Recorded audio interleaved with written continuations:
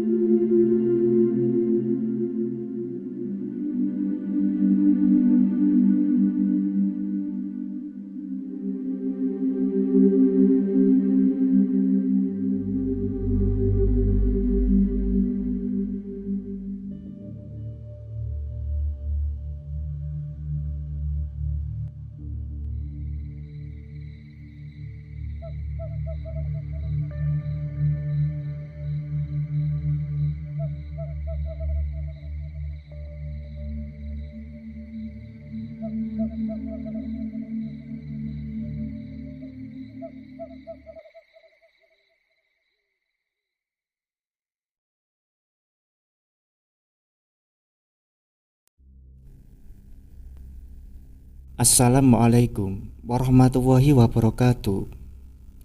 Selamat datang di channel Lentera Sunyi. Bersama saya admin Lentera Sunyi. Kali ini admin akan menceritakan kisah pendakian ritual ke Gunung Ciremai. Ini adalah kisah nyata yang terjadi pada tahun 2009 yang dialami oleh Cika saat mengantar salah satu saudaranya melakukan ritual di Gunung Ciremai. Bagaimana kisahnya? Langsung saja kita simak ceritanya.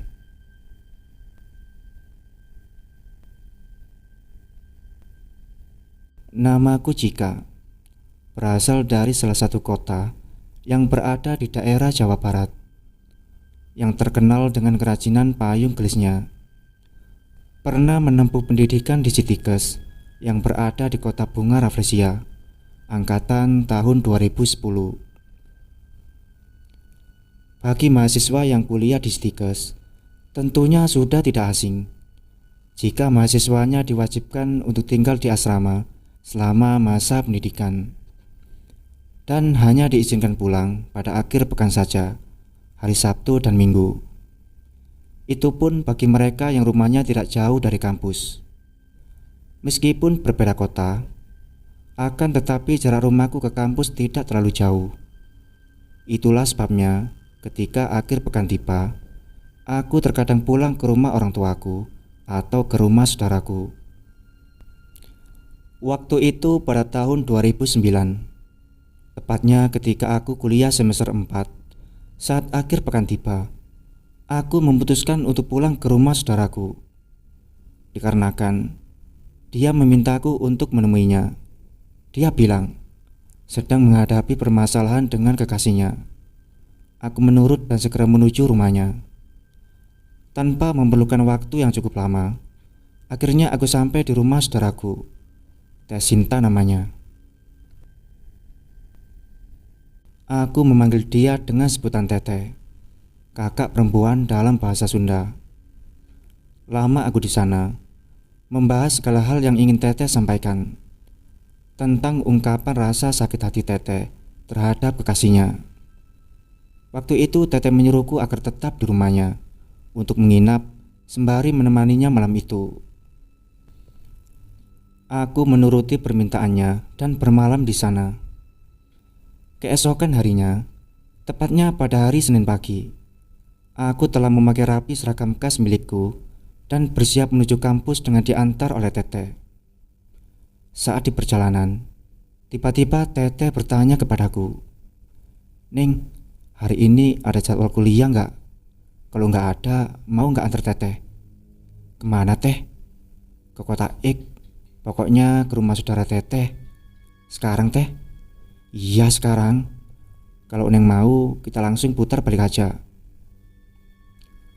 Dengan sedikit berpikir dan tidak langsung menjawab, akhirnya aku mengiyakan ajakan Teteh, karena memang Senin ini di kampus lagi bebas. "Iya deh Teh, aku mau."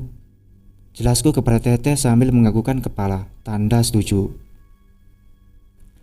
Mendengar pernyataanku, kami langsung putar balik ke rumah Teteh dan memutuskan pergi ke kota tujuan hari itu juga. Teteh, Uwa, dan aku yang kala itu masih mengenakan baju dinasku, pergi menuju kota tujuan menggunakan mobil milik Uwa. Tepat pada pukul 2 siang, kami sampai di kota tersebut dengan selamat. Bermula dari sinilah masalah itu muncul. Saat tiba di kota tersebut, mobil kami berhenti di salah satu halaman rumah, yang ternyata ini adalah rumah tujuan dari perjalanan kami ke kota ini. Kita telah sampai. Rumah ini adalah rumah milik saudara yang Teteh maksud. Padahal seingatku, keluarga kami tidak memiliki saudara yang tinggal di kota ini. Dalam hati aku merasa heran. Sudahlah, mungkin aku aja yang kurang tahu, benakku. Kami pun semua keluar dari mobil. Namun, suasana mulai terasa aneh bagiku. Ketika aku mulai menginjakkan kaki di halaman rumah ini, aku merasakan hawa mistis yang begitu pekat di sekeliling tempat ini. Di hadapanku, terpampang sebuah rumah khas adat Jawa yang terbuat dari kayu jati. Di sekitarnya dihiasi oleh beberapa patung dan tengkorak hewan, membuat suasana rumah itu semakin terkesan menakutkan. Lama kami berdiri di halaman rumah, menatap setiap sudut bagian depan rumah itu. Melihat-lihat ke sekitar malah membuatku merinding dibuatnya. Kemudian, setelah kami puas melihat-lihat keadaan di sekitar, barulah kami dipersilakan masuk ke dalam rumah itu, yang langsung disambut hangat oleh seorang pria dewasa. Lalu mempersilahkan kami duduk. Kami pun langsung duduk di sana, di ruang tamu. Tunggu sebentar ya, suhu masih siap-siap di dalam, ucap pria itu kepada kami dengan ramah. Sambil menunggu orang yang dimaksud oleh pria itu datang, aku melihat-lihat hiasan yang terpampang di ruang tamu ini. Banyak sekali hiasan dinding yang berbau mistis. Di antaranya berupa keris, tombak, dan masih banyak lagi benda mistis lainnya.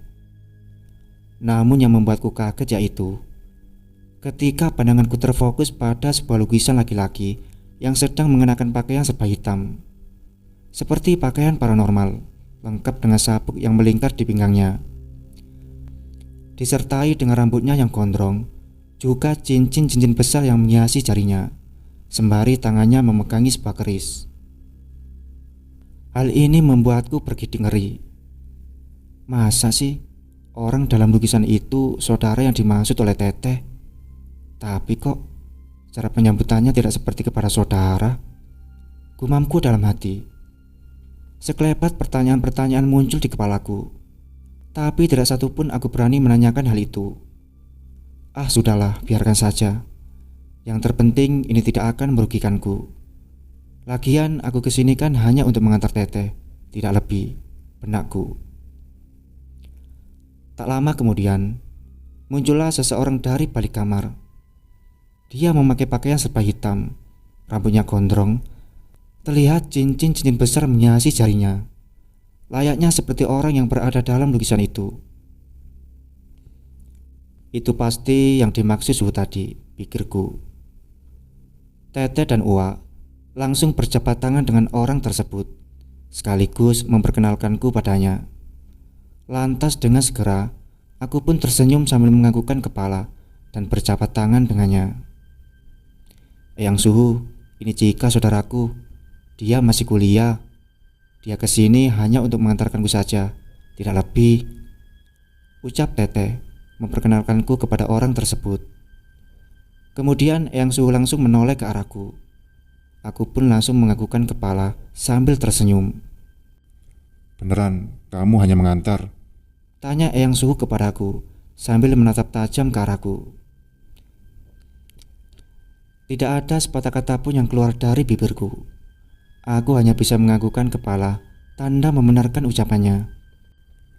Baiklah kalau begitu, ucap Eyang Suhu sembari memalingkan pandangannya dari wajahku dan kembali menatap Teteh. Aku semakin tidak paham dengan semua ini. Tapi aku hanya bisa diam 1000 bahasa dengan pertanyaan-pertanyaan yang muncul di kepalaku. Kini posisi Eyang Suhu berhadapan dengan Uwak dan Tete. Aku yang tidak mengerti apa-apa hanya bisa diam sambil mendengarkan mereka bertiga. Sekarang ini aku benar-benar bingung, Eyang. Gak bisa melupakan laki-laki itu. Padahal dia sudah menyakiti hatiku, Eyang. Ucap Tete menjelaskan permasalahannya itu kepada Eyang Suhu. Sudah gak apa-apa, gampang lah itu mah. Sekarang mau dibagaimanakan? Mau dilupakan atau mau dibikin suka lagi sama Neng? Kata Eyang Suhu sambil menatap Tete. Terserah Eyang saja, yang penting aku sudah capek, Eyang. Jawab Tete sambil terus memasang raut wajah yang sedih. Ya sudah kalau begitu, nanti setelah asar kita berangkat ke Gunung Cermai. Nanti Eyang bawa murid-murid Eyang. Sekarang istirahat saja dulu. Jelas Eyang kepada kami. Kemudian Tete berbalik ke arahku. Gimana, Ning? Ning mau ikut apa mau tunggu di sini saja? Tanya Tete sambil terus menatapku. Aku diam sejenak, tidak langsung menjawab pertanyaan Tete karena masih memikirkan keputusanku. Kalau aku ikut, takut. Tapi kalau nggak ikut, nanggung udah setengah perjalanan. Hitung-hitung pengalaman, lebih baik aku ikut saja, batinku. Iya teh, aku ikut aja, seruku pada Tete. Tepat pada pukul 4 sore, satu persatu orang berdatangan ke rumah Eyang Suhu. Kulihat ada 4 orang perempuan dan 1 orang laki-laki. Mereka menghampiri Eyang Suhu, kemudian mencium tangan Eyang. Gimana persiapannya? Sudah dibawa? Tanya Eyang kepada mereka berlima. Sudah, Eyang, jawab mereka serempak sambil menunjukkan barang yang mereka bawa. Ada yang membawa jerigen, beberapa botol plastik yang berukuran besar, senter, kemenyan, dan dupa. Hal itu membuatku semakin penasaran dengan apa yang akan mereka lakukan di Gunung Cermai. Setelah semua persiapan beres dan memastikan tidak ada yang tertinggal, akhirnya kami berangkat menuju Gunung Cermai. Perjalanan yang cukup lama, dikarenakan jarak yang ditempuh cukup jauh, membuat aku merasa lelah hingga ketiduran. Entah berapa lama aku tertidur di dalam mobil.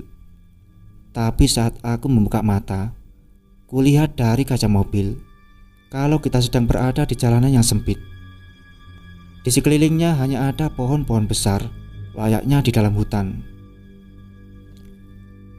Di sepanjang perjalanan, tidak ada penerangan sama sekali, kecuali lampu dari mobil yang kami tumpangi. Semuanya gelap. Sontak membuatku semakin melebarkan mata, berusaha agar pandanganku terlihat jelas untuk menatap keadaan sekitar.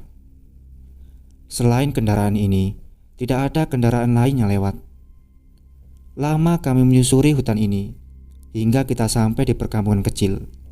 Banyak rumah, namun semuanya sunyi dan sepi, tidak ada aktivitas, seperti tidak berpenghuni.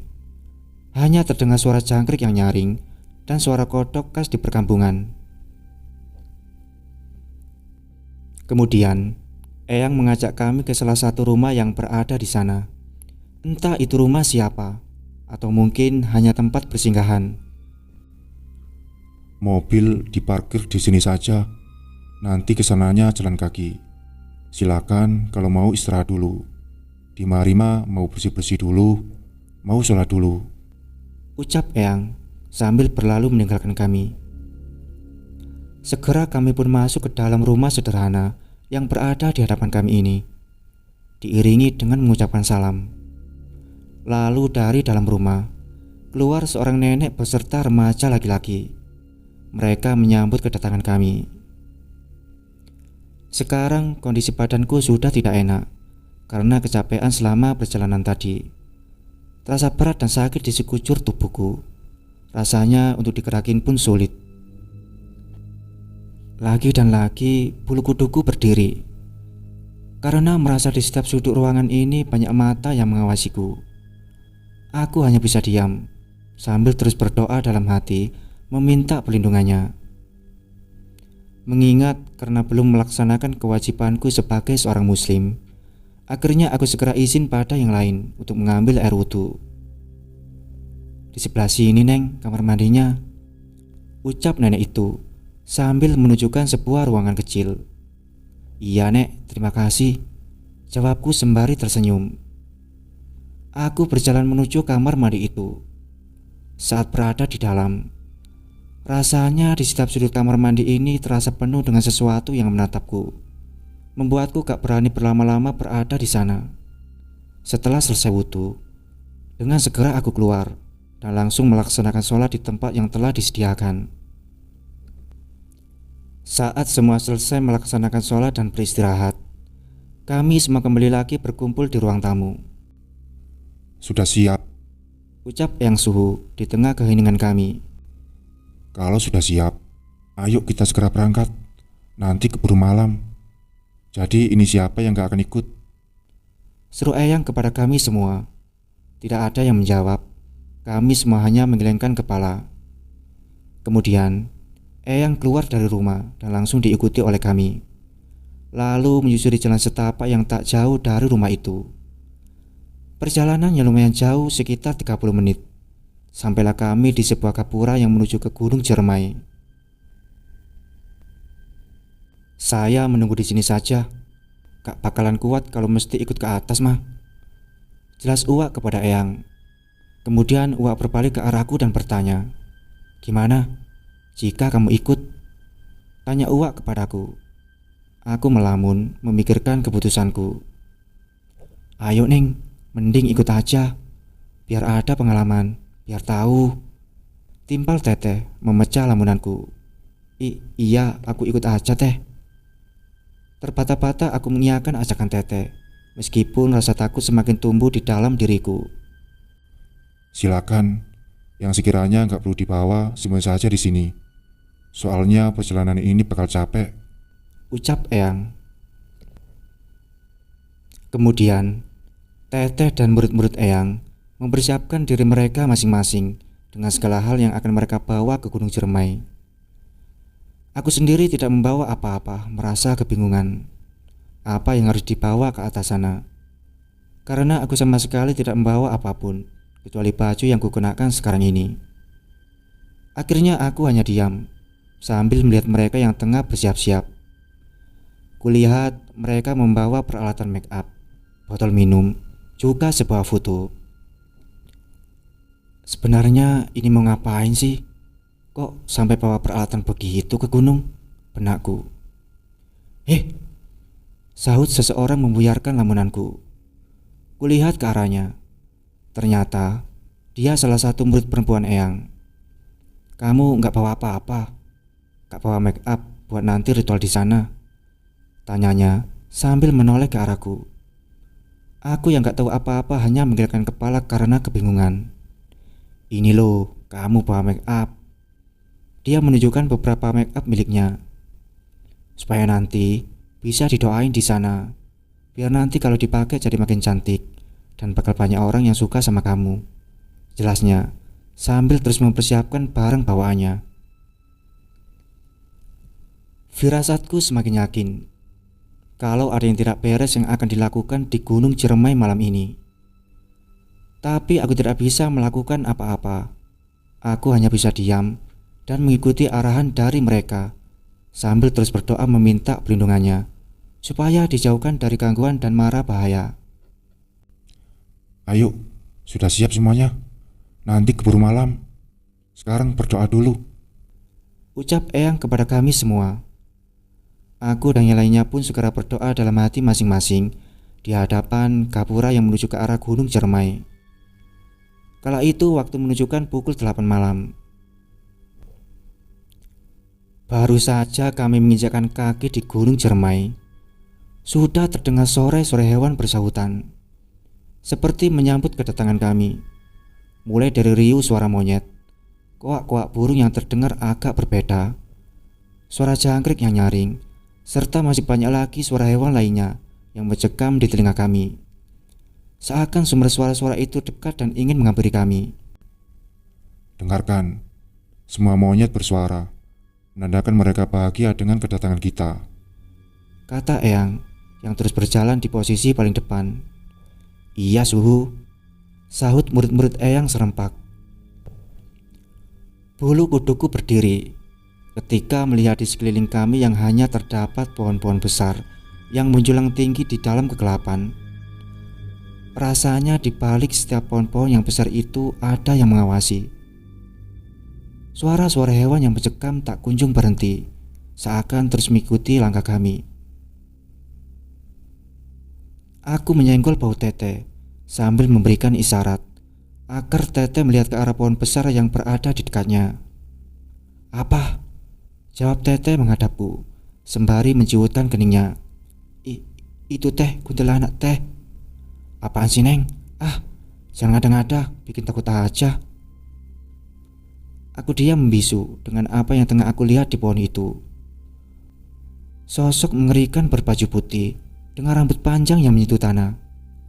Tubuhnya mengeluarkan bau amis yang membekap napasku. Seketika tubuhku gemetar hebat.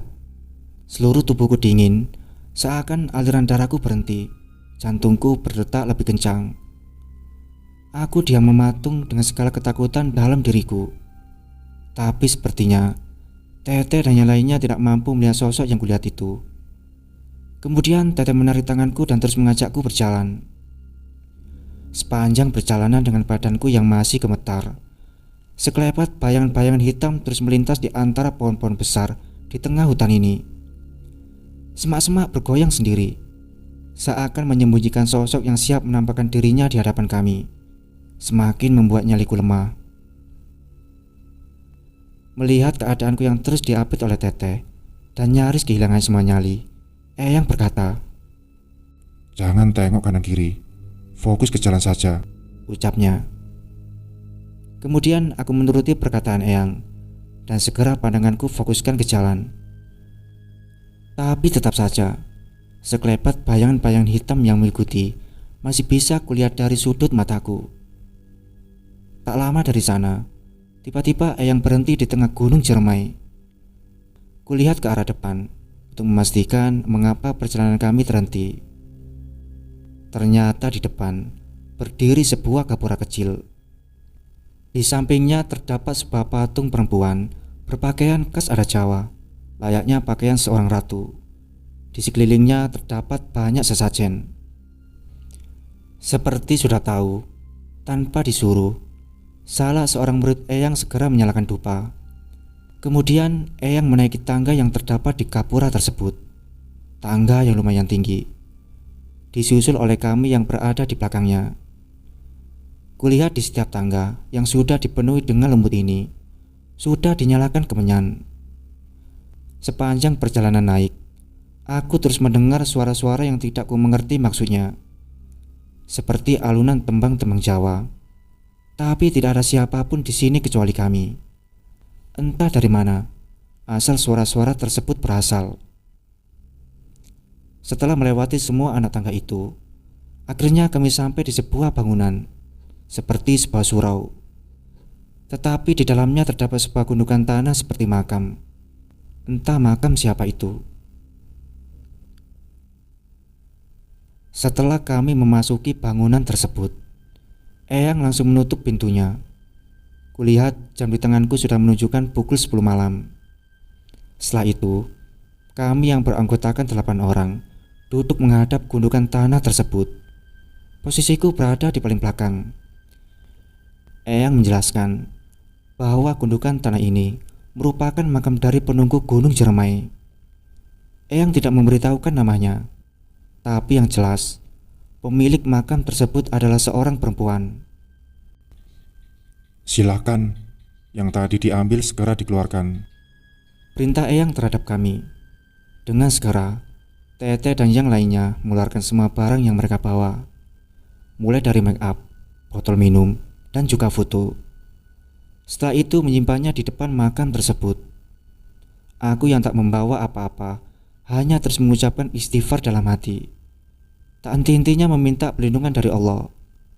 Setelah semuanya siap, semua alat penerangan dimatikan. Tidak ada cahaya setitik pun.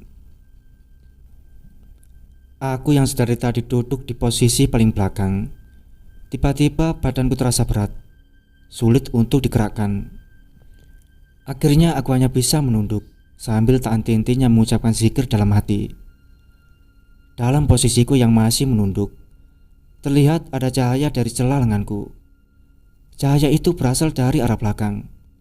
Alhamdulillah ada cahaya. Batinku merasa sedikit tenang. Aku terus memperhatikan cahaya tersebut tanpa memperdulikan ritual ini. Eyang mengambil alih untuk memimpin ritual. Berawal dari diucapkannya doa-doa, lalu menyanyikan tembang-tembang berbahasa Jawa yang langsung diikuti oleh murid-murid Eyang. Seolah mereka sedang memanggil penunggu tempat ini. Tubuhku semakin gemetar. Bulu kuduku kembali berdiri saat tiba-tiba hembusan angin besar masuk dari balik pintu. Blak! Pintu terbuka lebar dengan sendirinya, membuatku kaget dan langsung melihat ke arah pintu. Dari balik pintu, muncullah gumpalan asap yang begitu tebal. Namun perlahan asap tebal itu semakin menipis, diiringi dengan kemunculan sesuatu di baliknya. Kemudian, samar-samar kulihat berdiri tegap seorang perempuan cantik berwibawa, memakai baju khas kerajaan adat Jawa, bak seorang ratu. Aku diam mematung melihat sosok itu. Namun tak lama setelahnya, aku tidak mampu melihatnya lagi. Sosok itu hilang dari pandanganku. Sedangkan Eyang langsung berdiri dan menghadap ke arah pintu yang terbuka itu. Sendika dawuh Raden Ki Ajeng, Ucap Eyang sambil membungkukkan badannya, seperti sedang memberikan tanda penghormatan kepada arah datangnya perempuan tersebut, pakai pati terhadap ratunya. salam hormat dari saya dan murid-murid saya Raden. Kedatangan kami ke sini untuk mengantar Ning Sinta. Tutur Eyang sambil memperkenalkan Teteh pada ruang hampa yang menjadi tempat kemunculan perempuan cantik yang telah hilang dari pandanganku tadi. Untuk meminta bantuan kepada Raden. Jelas Eyang yang terus menghadap ke arah ruang hampa tersebut, seperti sedang mendengarkan sesuatu. Kemudian Eyang berkata, Oh, itu dia Ning Jika, saudaranya Ning Sinta. Dia kesini hanya untuk mengantar saja, tidak ada maksud apapun Raden. ucap Eyang. Keringat dingin mulai bercucuran dari tubuhku. Sepertinya sosok perempuan cantik tersebut masih ada di tempat itu dan memperhatikan keberadaan kami. Tapi hanya Eyang yang dapat melihatnya. Melihat tubuhku yang menggigil ketakutan, Teteh langsung memegangi tanganku. Segera aku balas memegangi tangannya dengan erat. Baiklah Raden, terima kasih. Kalau begitu kami akan melanjutkan ritual ini. Semoga Raden berkenan menerimanya. Laki-laki yang berbicara ke arah ruang kosong tersebut. Blak! Pintu tertutup sendiri. Setelah itu, dengan segera Eyang kembali ke tempat duduknya semula, melanjutkan pengucapan doa-doa dan menyanyikan tembang-tembang berbahasa Jawa yang sempat terhenti tadi. Cahaya dari arah belakang sedari tadi muncul di celah lenganku, terus menerangiku selama ritual. Aku tak berani merubah posisiku yang terus menunduk. Hanya mataku yang terkadang melirik ke arah samping, kemudian kembali memejamkan mata. Namun, seketika mataku terbelalak kaget saat tiba-tiba dari arah belakang. Ya Allah, apa ini? Siapa yang merangkulku? Kenapa dari arah belakang tubuhku perasa ada yang merangkul? Ucapku dalam hati. Aku tidak berani menengok ke arah belakang untuk memastikan siapa yang merangkulku.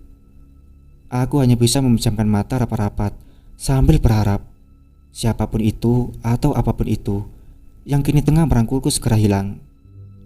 Namun alih-alih hilang, dia kini malah mengelus lembut kepalaku. Ya Allah, berilah aku perlindungan, berilah aku keselamatan. Hatiku yang terus-menerus meminta perlindungan darinya. Akan tetapi, sesuatu yang merangkul dan mengelus lembut kepalaku tidak kunjung berhenti. Dia tetap melakukannya berulang-ulang hingga ritual ini selesai. Aku tak sanggup lagi, nyaliku sudah berada di titik terendah. Tapi syukurlah, ritual sudah berhenti. Alat penerangan kembali dinyalakan.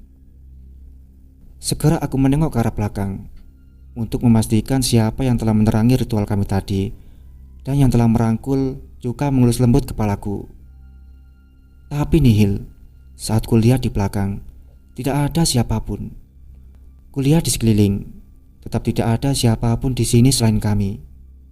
Lalu tadi yang menerangi kami siapa? Yang mengelusku selama ritual berlangsung itu siapa? Gumamku.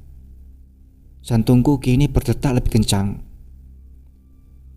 Eyang menghampiri Teteh, kemudian mengelus rambut panjangnya yang tertata rapi. Gimana, Ning? Tadi saat ritual, Ning ngerasain apa?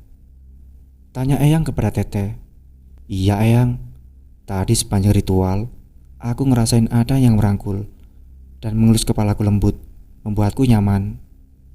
Terang Teteh kepada Eyang. Aku melirik kaget ke arah Teteh. Ternyata yang tadi aku rasakan Teteh juga merasakannya. Terus bagaimana dengan Cika? Eyang melihat ke arahku. Iya sama Eyang, aku juga merasakannya, jawabku. Oh iya, gak apa-apa. Itu tandanya mereka menerima kalian. Jelas Eyang. Nanti kalau sudah lulus dan Neng mau sukses, kesini lagi aja. Nanti Eyang bantu, Kata Eyang membujukku. Tapi bagiku ini cukup yang terakhir.